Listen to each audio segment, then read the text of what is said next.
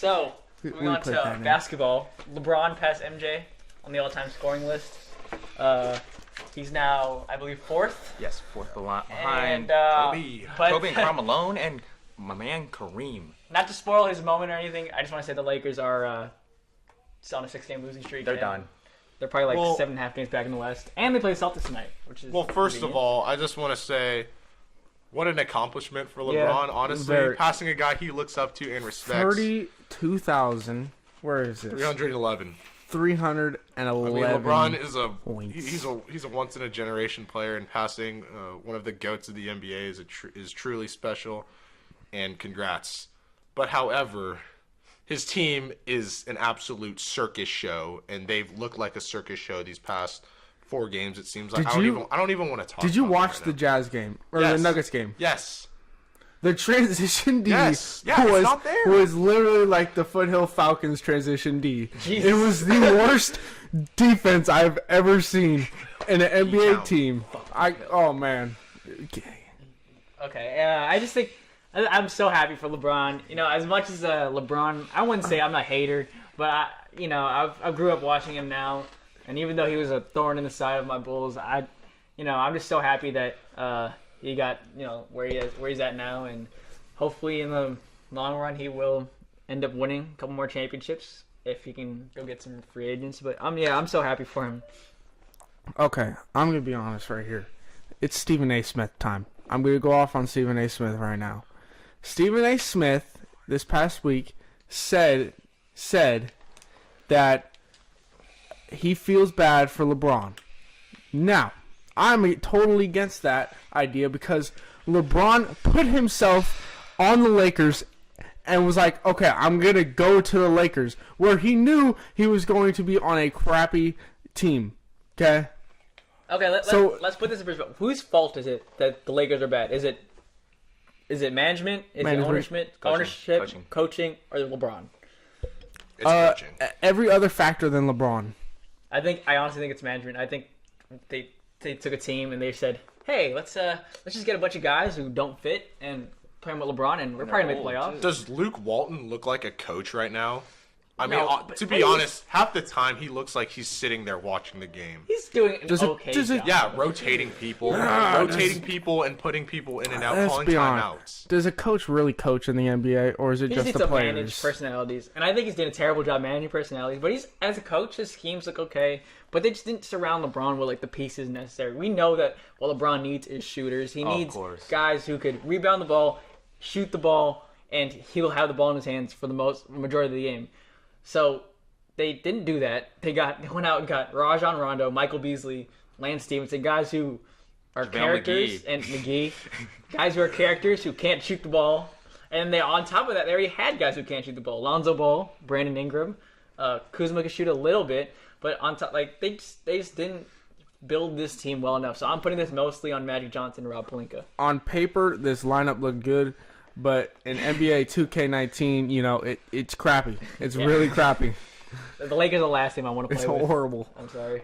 I mean, but if you look at what some of their bench is doing, like day in and day out, it's kind of the same people. It seems like.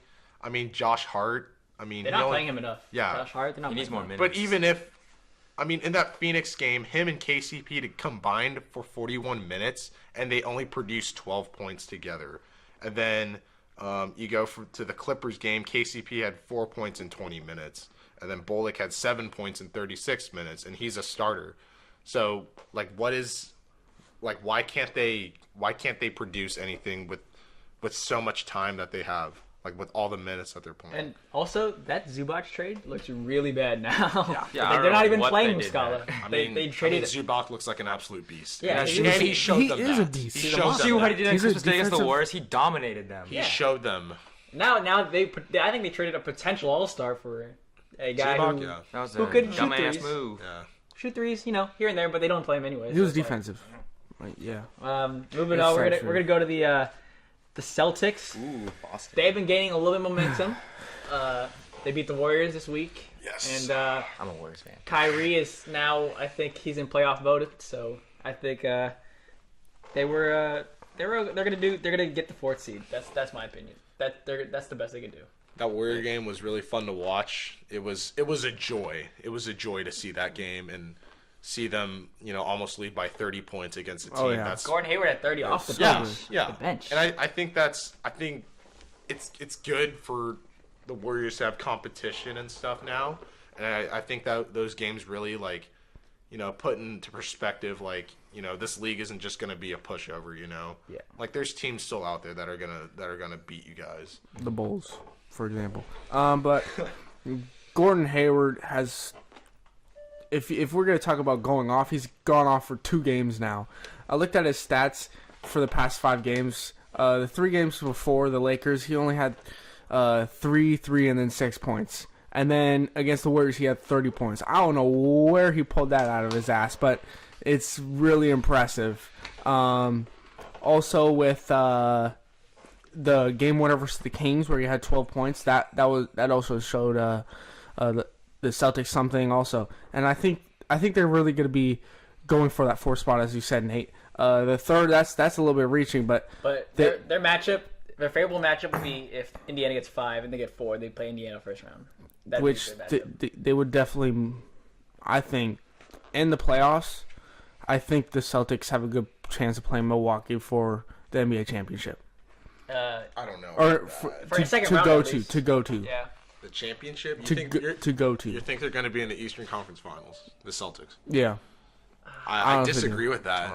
I like Toronto. I like Philly. I also like a Philly or a Milwaukee. I don't think Boston can compete because these guys have, these teams have new players, and their starting 5s are insane now. And the Celtics are an on again, off again team. Without Kyrie Irving, they are 10-2. Without him, the ball moves better. Without him, where Jason Tatum, Jaylen Brown, and Gordon Hayward get more shots. Yeah, I think that if I'm looking at it, if they end up with the 5 seed and they have to play Philly first round, they're done. Yeah. They need to have Philly move up. They need to have Indiana go down to 5.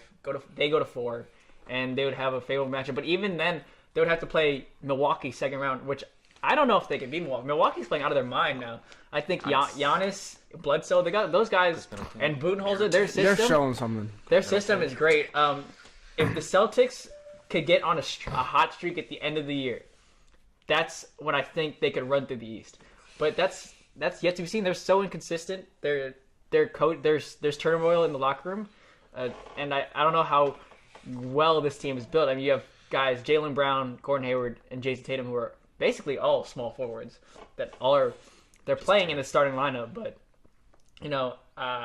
if they can get to that 4 seed and Indiana gets that 5 seed, they can make a run. But it's a good win, though. Good win against the Warriors. But, hopefully it starts to turn things around. Hopefully it's a turning point, because it sure made the Warriors think about what they had to do better. Right. And going back to Gordon Hayward, I think at the beginning of the year when he came back from his injury, he didn't really know who he was anymore, but now he's slowly starting to figure out who the player he was before, and is becoming a lot better. Okay, and then we're going to switch gears a little bit. Adam Silver had a little interview with Bill Simmons at UMass, and they were talking about NBA mental health and how unhappy players are nowadays compared to the 90s and 2000s. And Charles Barkley came out, and Jalen Rose also came out and said that this is all false, that because they're getting money that they should be happy. What is your guys' thoughts? Charles Barkley's a fucking idiot.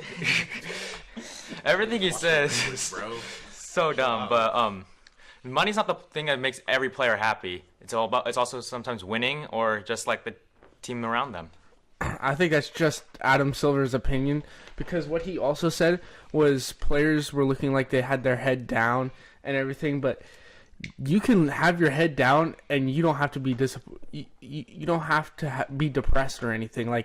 Players walk in head down into the arenas listening to music. That's because they're getting ready for the game and everything. That's what he was saying also, which I don't know why he was saying it. And then after a game, you'll be mad because you lost a game and you'll be head down, but that's just one game, and then they'll be positive afterwards. So I don't know why Adam Silver is saying NBA players are depressed these days and not happy with the situation. I don't know why he's saying it. I think that there is truth to NBA players being very unhappy, and there's NBA players who come out and say, I deal with anxiety, I deal with pressure, and I think that's all real. We live in a world now with social media, and everything is scrutinized. If you have a bad game, you go on Twitter, that's people saying you have a fucking bad game. And so I think that Barkley and Rose, their comments they can't say that because they didn't live in a world where social media was around. They didn't live with Twitter. Imagine if Barkley was around during Twitter and when he spit on that girl's face. Imagine the scrutiny he'd be in. He'd be kicked out the league. So I think that their comments are absolutely inappropriate. I didn't agree with them at all. Yeah. Well, it could just be this era in basketball is really soft. Really soft. If we look back, some of these fights, the refs would just be like, let him go at it. Let him mouse in the palace. Like it's hockey again. And now it's okay. Break it up. Stop right now. Tease. You guys are both out of the game. But they would just back then they'd still be playing. So I think this era is just getting too soft, and Adam Silver is just trying to crack down on some things, and he took this the wrong way. Okay, we're going to switch up a little bit, and we're going to talk about a little bit of college basketball. Kansas will not win the Big 12. What'd I tell you guys? In years. They lost to Tech, I believe. And OU. OU? They lost to OU. Okay, yeah, so they lost to OU. And, I think Bill Self, it was a really tough time. They didn't really have a good team this year. Their recruiting class was not that great. One of the reasons their recruiting class was tough was because of the loss of Silvio De Souza from IMG Academy due to this Adidas scandal. I think that was one of the reasons they had a problem was because of this Adidas scandal and how it affected the Kansas basketball community. And also they didn't do well this year because their big man Udoka Azubuike went out with an injury, and that was also huge. That was a big loss. He did good last year. He covered the boards and everything. Yeah, I think that Kansas's run in the NCAA tournament would also end. I don't think they're gonna go that far. But yeah, this spells doom for Kansas. I think in the long run, Kansas will not be as dominant as they should be. And the Big 12 has been showing that this could be a really good basketball conference. You know, you have OU in there. They're always, not on and off, but I like Tech.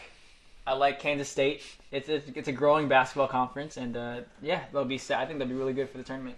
Yeah, like you guys said. I mean, obviously, like this isn't one of those traditional Kansas teams that are they're gonna finish top 5. Maybe lose 1, 2, 3, maybe 4 games in the Big 12. Obviously, like Nate said, I mean, new teams are coming up. Recruits are kind of going towards Tech. Couple to the Sunflower rival K-State. I mean, even Baylor and TCU are getting some of that Texas basketball in them, and I don't see them getting past the Sweet 16. If I'm honest, I mean they're gonna be like a 5-4 seed maybe. And if they get matched up in the first round with like a Wofford, a Murray State, or a South Dakota State, I don't see them winning that game either. I think that one of the reasons why the Big 12 is so good is that they don't fall for the one and done recruits. They don't really want guys that they're me first. I think that's great. I think that them going after guys who they're gonna stay there, develop, be students there for 4 years, 3 years. Is amazing, and it's shown that experienced teams usually win the tournament. So I think that a team like Tech could possibly be in the Final Four. They're really a talented team. You really think that Wofford or Murray State is going to beat Kansas? Oh yeah. What league is Wofford or Murray State is? Murray State's in the Ohio Valley. Kansas is in the Big 12. Yeah, so it is in the Big 12. Duke lost to Mercer 1 year. What conference is Mercer from? Yeah, exactly. The SoCon. Is it SoCon? I don't know. But yeah, I mean, teams out of nowhere lose games out of nowhere sometimes. That's just because of pressure. Kansas State is going to go in. Kansas is going to go in, and they're going to act like every year what they've done, and they're going to win a basketball game in the first round. They're not going to lose to Wofford or Murray State or Wofford's 18-0 in the you never know. You never know. It's the NCAA freaking tournament. Yeah, remember anything happens. Virginia lost to a team, UMBC, to a directional school or a county school. So I mean, anything happens in this tournament. And they blew out that game. Yeah, they got blown out. 20 points, I'm pretty sure. Yeah. And this is a tournament. Magic happens. I mean, half court. Sure, yeah, half court shot. For sure, pressure gets to them. But I mean, I'm just saying, those are some of the best. Those are some of the best non-power 5 conference basketball teams that are playing good basketball right now. Murray State with Ja Morant. I mean, if they win their tournament championship today, they're in. I think Wofford's a lock for their conference. They are. They are. And then I think South Dakota State with the team that they put together, I think they should win the Summit too. We'll see. We'll see.